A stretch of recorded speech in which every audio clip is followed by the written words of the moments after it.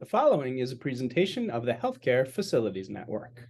Hello, and welcome to the Healthcare Facilities Network. I am your host, Peter Martin of Goslin Martin Associates, and I have along with me this afternoon, Robert Feldbauer from the University of Cincinnati. I'm going to share, Bob, say hello, and I'm going to be in the process of sharing my screen here. Yeah, hello, everyone. Glad to be here, Pete. Thank you for the invite. I think this is going to be an interesting session. Looking forward to it. Thank you. I appreciate you joining me, Bob. So our session this afternoon is the introduction of Masterminds, which is a presentation of the Healthcare Facilities Network. And I asked Bob to join me. Bob is the Senior VP of Facilities and Administrative Services at University of Cincinnati Health, UC Health in Cincinnati, Ohio. As you may know, we rolled out the Healthcare Facilities Network. When I say we, Jack and I, Goslin Martin Associates, a couple of months ago now. The goal of the Healthcare Facilities Network, we started with a real simple goal. We need to fill the pipeline. We need to publicize that this role of healthcare facilities management exists, and we need to broadcast that far and wide because, as we know, people are retiring, people are burnt out. We just need more people. We need more qualified, passionate people who want to work in healthcare facilities. We are approaching a point where there just simply aren't enough folks to go around. And so from that little goal of increasing the pipeline, the Healthcare Facilities Network was born. And before we went public with it, I spoke to a number of people that I trust in the industry. I just kind of bounced the idea off of them. I said, hey, this is what we're looking to do, create this Healthcare Facilities Network. It's a free network. It's on YouTube. The goal of the network is to push content out to the world, to push content out to people who work in healthcare facilities management, to push content out to people who may not know that healthcare facilities management even exists as a career. And so I talked to a number of people, and one of those people that was kind enough to talk to me was Bob. And while we were talking, Bob said, hey, did you ever think of a Masterminds of healthcare facilities management? And to be completely honest, Bob, as you know, I had not. You can see from this little slide that I'm sharing here, if you haven't been to the Healthcare Facilities Network, I'd encourage you to do so on YouTube, but we do have a number of what I'm calling playlists up there. And you can see from the categories, there's a lot of them. Perhaps there's too many, but as we were thinking about developing the network, as I said, we want to hit everybody from folks who don't know exist all the way up through people who are retiring. And that's why we have a retiree categories. But we're not here to focus on those other areas. We're here to focus on masterminds. And so in the masterminds pipeline, you will find information from healthcare facilities management's top practitioners. They'll reveal how they handle issues specific to this discipline. So you'll learn from the industry's best. Each episode will focus on a particular topic area. And that is the focus of this presentation that you are watching right now. And again, I thank Bob for the Masterminds idea. Now, you may be familiar, and Bob, feel free to jump in here, especially since you had talked about the Masterminds, the history of the Masterminds groups that you are aware of. Can you tell the audience historically, what is a mastermind group? Yeah, a mastermind group, I think you have it outlined pretty well here. It's been around from I guess you'll call it some of the world's richest industrialists from the early 20th century. You have Carnegie there, Henry Ford, Thomas Edison, and Firestone were all in their group, as you have. And they really looked at collectively, how can we learn from each other? And it was really one of the early forms of networking before you have some of the networking opportunities you have now. So it really, the term was created, and as you have, by Napoleon Hill. There's a iconic book he put out that people still read from 1937, Think and Grow Rich, where he talked about researching these icons and how they were able to come up with the ideas and build their fortunes based on that. So not only is it from icons of the early 20th century. But if you look at modern icons of business, masterminds clearly are something that people use as part of their networking and learn and grow from each other. So I think it's one where, again, particularly related to healthcare facilities management, one of the reasons I'm really interested in this is sometimes you get so busy that you're stuck within your own four walls, if you will, and you do network some. We do have some ways to learn from others, either going to conferences or Pete, I really love listening to your podcasts where you have people come on, which I believe you have them on because you're interested in what they have to say and you're listening to how, they're doing things. But a mastermind really, in my way of thinking, is a way to take that to the next level. You're more of a active member of the group versus a passive member taking this information in. So it's really a way to get people you want to learn from and bring best minds together, not necessarily as a learning opportunity, meaning, for example, you want to learn about accreditation, but more from, we know what accreditation standards are. So how do we put together best practices to make sure, we're not paper and pencil and going to binders, but we really can get into of setting ourselves up, that we can learn from each other and take that to the next level. So I think there's a lot we can learn from each other, get ideas from each other, and really progress as a group that you put together.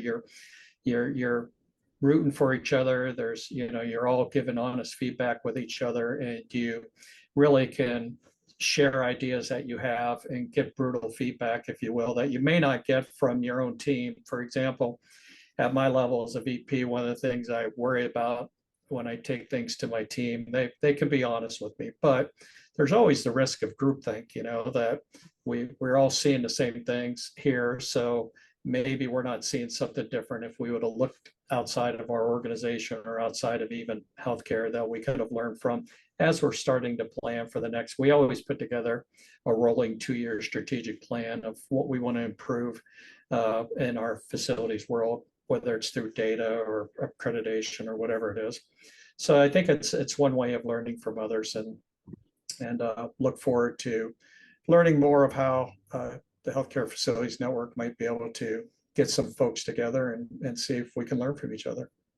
Yeah, I appreciate that. And you hit on a number of things there. It's interesting. You talked about, or you just mentioned that it's a way to share information. And I was talking to a gentleman yesterday, and it was interesting because he framed it as, we have more ways than ever to share information, yet we're also more siloed. He felt more siloed than he had ever felt before either, which is an interesting way to look at it. And that's my hope with the facility, with the healthcare facility network, with the mastermind group, that it's a way to share information and it's available to you when you need it, right? The problem with conferences, getting away is difficult. I mean, money is difficult. And I'm hoping that, through folks such as yourself, best practices are shared and, they're on there for you to take part in when you need them.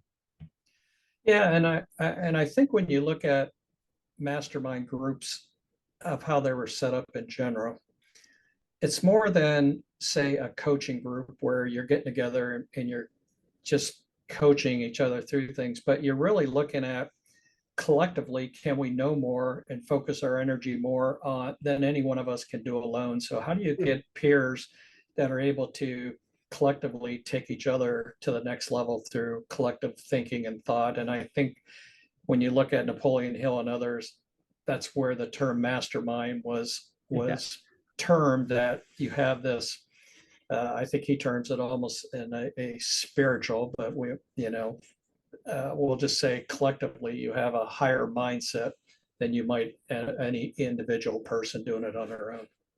Yeah, I thought it was interesting. I'm obviously not a mastermind. I'm obviously not Hill or Carnegie or any of those folks, but when you had suggested it and you sent a link, I just started researching masterminds. And if you put it in on Google, the number of options that come up and the different ways that people have set up their mastermind groups, you could really get lost in it. Now, we're not through the healthcare facilities network. We're trying to be very focused and specific with facilities management and looking at the areas. You can see some of the topic areas on here that we would like to look at, but it could be a broad spectrum now.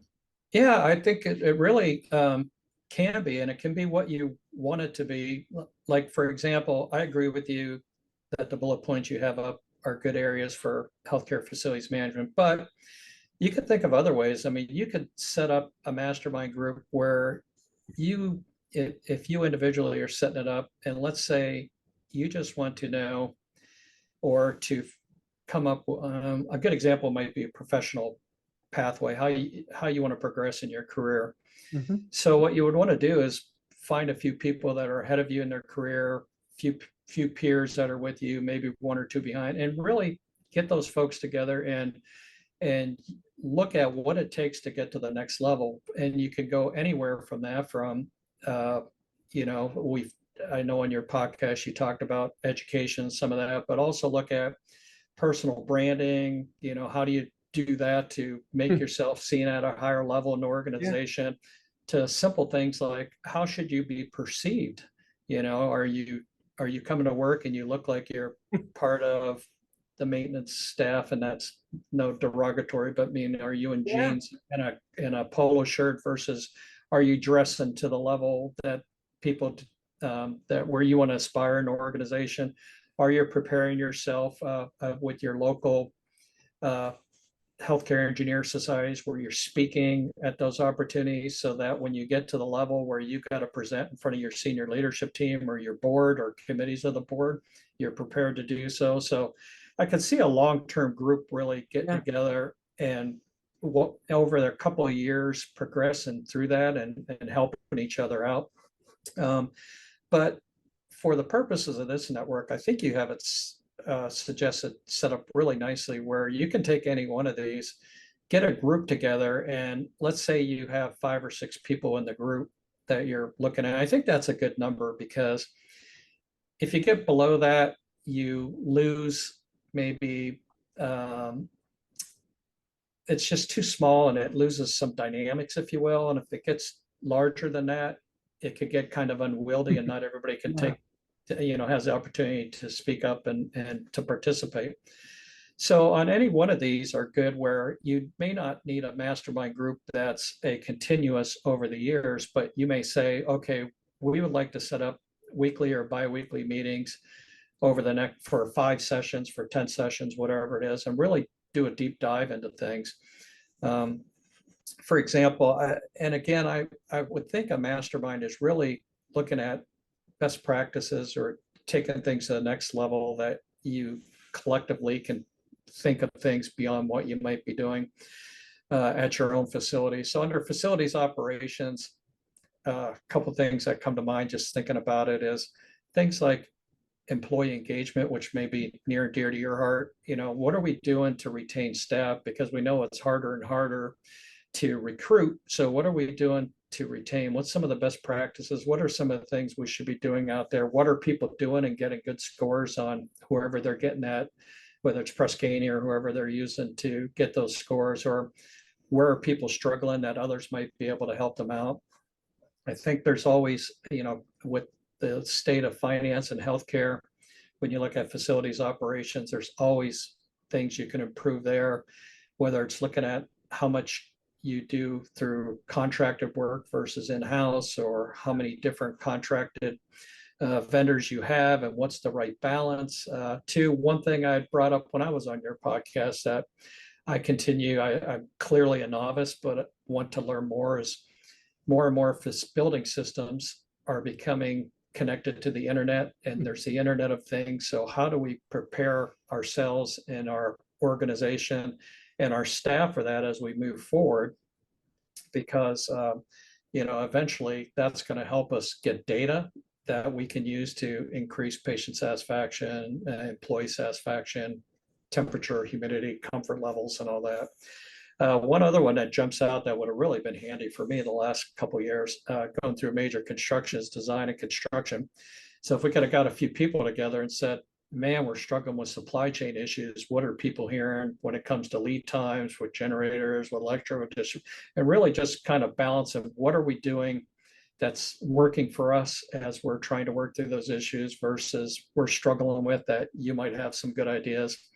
Another, sorry for rambling on, but another one with the real estate and finance, I think as healthcare organizations are finding themselves strapped for cash, I think you'll see more and more of healthcare organizations looking at rooftop consolidations, particularly on their ambulatory world, or even sell and lease back of some buildings. So just maybe something like that, you'd even bring in an outside expert to your group to really talk about, as the owner, what would you want in those contracts, for example, a sell and lease back that's advantageous to you as an organization. So there's a lot of, I mean, that's a few examples of a lot of ways you could really dive into some of these areas that would work on a mastermind versus the blocking and tackling, if you will, of these subjects.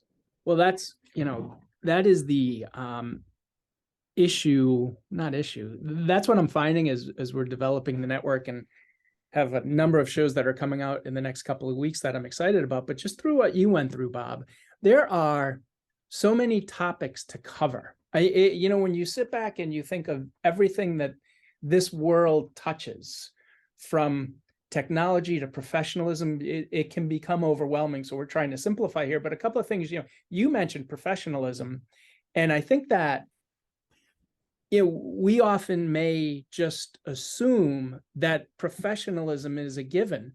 But I was talking to a guy yesterday. It's funny you brought that up, and I laughed when you mentioned it. So he's a consultant. He's a director. He's a former director. He's on the backside of his career, and now he's gone to consulting. And he's working at a hospital. And they just hired a director of FM. And the director of FM came in last week, hasn't started yet, came in to meet with the staff. And he came in with his baseball cap on backwards. And my consultant, who I was talking to yesterday, he's like, Pete, I took him aside and I said, no, you don't do that. And so the guy is starting in a couple of weeks. And my consultant friend said, if this guy comes in and is dressed like that, I'm going to ream him out. So, you mentioned that, and it does still happen. I mean, here's unfortunately, a chance to make a first impression, and you're accountable for that building. So professionalism would be good. And that was the first thing that you triggered. The second one, and you and I talked about this probably 6 or 7 weeks ago now. Bob's been busy. They've just gone through a joint commission survey. He's gone through the design construction that he mentioned. You guys open up a new building next month?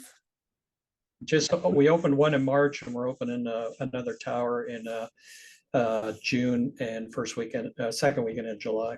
So that's all coming up. But when he and I had talked a couple of weeks ago, we had talked about having a CFO, and I would love to get kind of a standing CFO for this committee, because you mentioned cost, budget, a CFO. So if you are a CFO, if you know a CFO, I know some CFOs, but I also like to kind of mix it up a little bit. So if you've got a good CFO candidate, send them our way. I'm not looking to place them in a job. I'm looking for them to join the mastermind group. But as you just outlined there, Bob, really the opportunities are tremendous.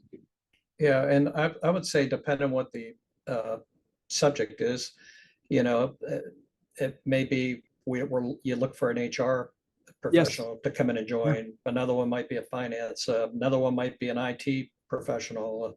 So I think there's opportunities to learn outside, the facilities network, if you will. And I think if you go back to the last slide, Pete, I think one I didn't touch on, but it might differentiate a little bit in my mind. If we use compliance as an example, a mastermind's not really, from everything I've researched on it, a place for education per se, meaning that for compliance, if you're looking for education or training, you have groups like ASHE and others that you can get that from.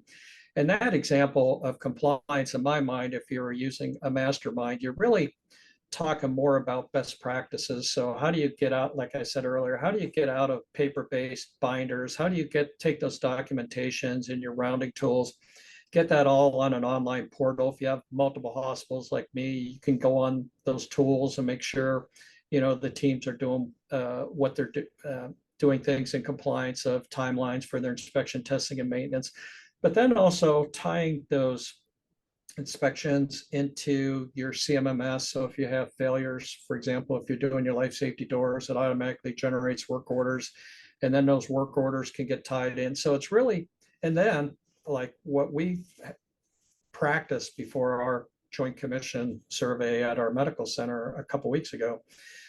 This was the first time we were going to go through the survey where we had all our documentations online and not in a binder we're handed a surveyor. So how do we go through that in a manner that would be surveyor friendly, where we could click through and find the documents, but we also have a mouse set up where if he or she wanted to go in and take control of the document itself, they can do that. So it's also, how do you present that so the surveyors are not like, well, no, I want paper documentation. So there's a lot of best practices around that. We're still playing with that ourselves, but in my mind, that's something where a mastermind group would be beneficial of how can you take compliance and make it a more of you're ready at all times through technology and other tools we have at our disposal.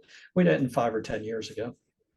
Right. Yeah. And, you mentioned compliance, and that's one of the, that's one of our playlists on the facilities network. And I think, as I've said, we're not doing compliance training, technical compliance training. There's lots of great resources. We're not here to duplicate, but looking at it more from kind of the human side of it. And we actually have, I think, our first, I'm doing a compliance roundtable with some compliance folks in early June, and we'll roll that out there. But yeah, there's so much good technical training.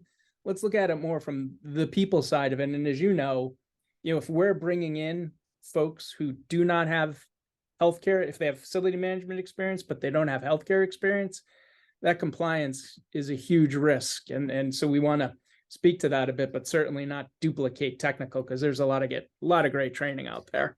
Well, I just thought of something when you were saying that. I say it's not for that, but if you are new, you came from another industry to healthcare, maybe you want to start a mastermind group where you have other folks that are newer and you all want to get together, and because it takes a while. It takes a few years to really understand the intricacies of it. So maybe you do want to have a peer group that talks about compliance, and you're teaching and educating yourself at the same time. So perhaps that would be one that newer people to the industry would say, I think that'd be beneficial to find folks that are in the same boat I am. Yes. Yeah, they're out there. So we create more work as we talk about more things. So the format,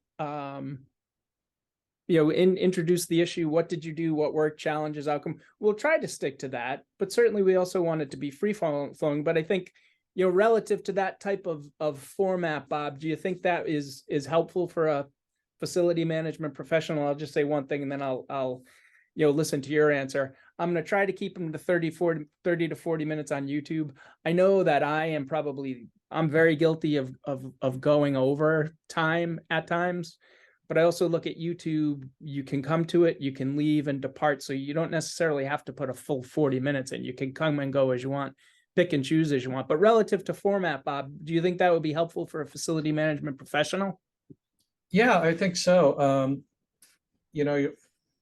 It's one where I think the biggest thing that people need to keep in mind where these masterminds appear to work is getting feedback from the peer group. So you have to be a little thick-skinned, because you may be saying, hey, I have this great idea, and you're excited about it within your organization. You can't wait to present it, and you're actually kind of passionate about it.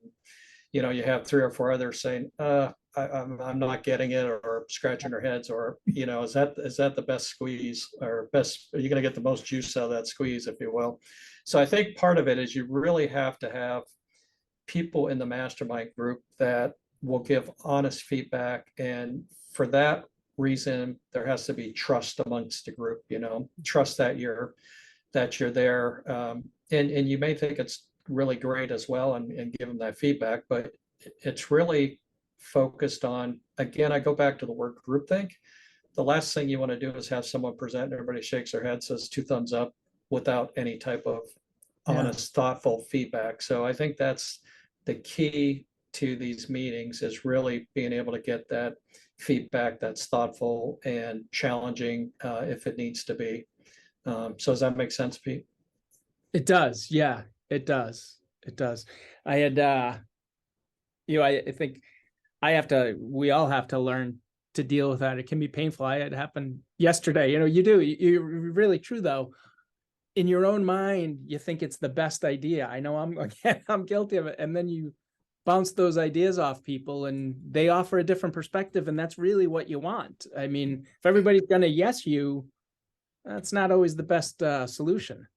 And I probably have more than I care to share of things. I'm always looking to have improvements where I start something and you go down a path and then you get some feedback and you realize, that probably isn't the best way of going that. So I think this really shortcuts that, instead of spending, a year on something, you can get feedback in more real time and really understand some of the barriers or some of the problems others see with it, that you might have optimism biased or other things that's in your head. So I think it's a really good way to also help you with your time as well as you're trying to implement things and not go down a path that either A, is not going to give you the results you want, B, is you're not going to implement because it didn't work out, or C, you're able to do a pivot based on the feedback you got and make it a much better idea than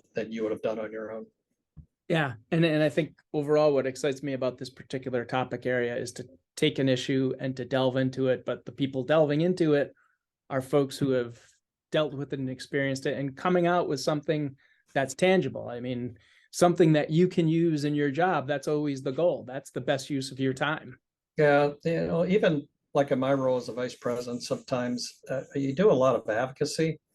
And as part of that, you might have senior leaders or administration at one of the sites that really want to do something, and you're trying to shift them away from it. And I had an analogy I had one time, and I actually brought this up. I said I don't even remember what the subject was, but I said this is kind of like the Space Shuttle Challenger. You had someone sitting back saying, these O-rings, the seals on them fail when you get down to freezing temperatures.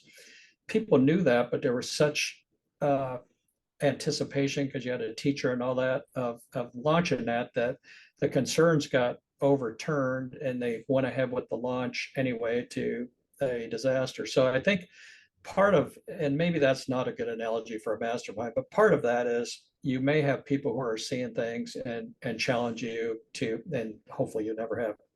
Right. Clearly you won't have anything like that as a disaster, but in your own little world, in your own little disaster, you could have that people are helping you see some of the challenges. And if you have the right mastermind group that collectively can talk through these things with you, that might be able to bring up issues that you didn't realize you were going to face.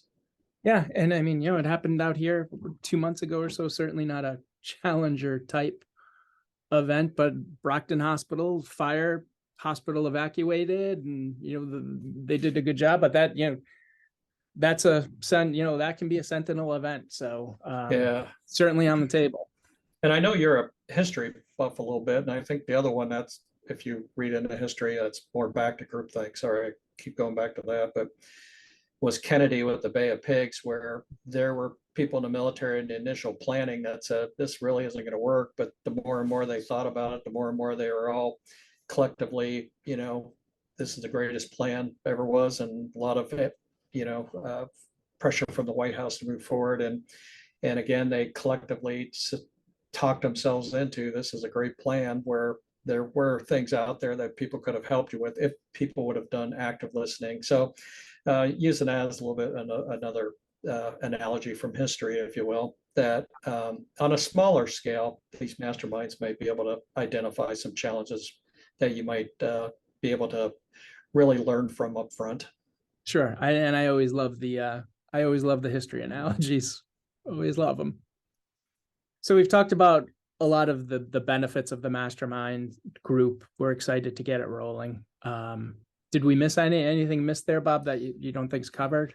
Yeah, I think learn from your peers is good. I think in my mind anyway, what might be good for a mastermind group is pick who you believe the peer group is for that particular subject, but then maybe you want one person a level above or someone from the outside, like a CFO or HR or Yes. whatever. And then maybe one or two that are below whoever you believe that peer group to be. So you're getting a little bit different dynamics there too, but also kind of learning from each other. And I think masterminds, as far as I know, within healthcare, or at least healthcare facilities, I don't know anybody who's in them. So I think if you talk about this and people get onto your network and they see the benefits of this, I do think even if you're a person that might be a level above or outside of facilities, they might be really intrigued and interested in joining this, and so again, I think I would pick a peer group, but then maybe have both, a little one or two above, one or two a layer below, and that might make a nice diverse group for the mastermind group.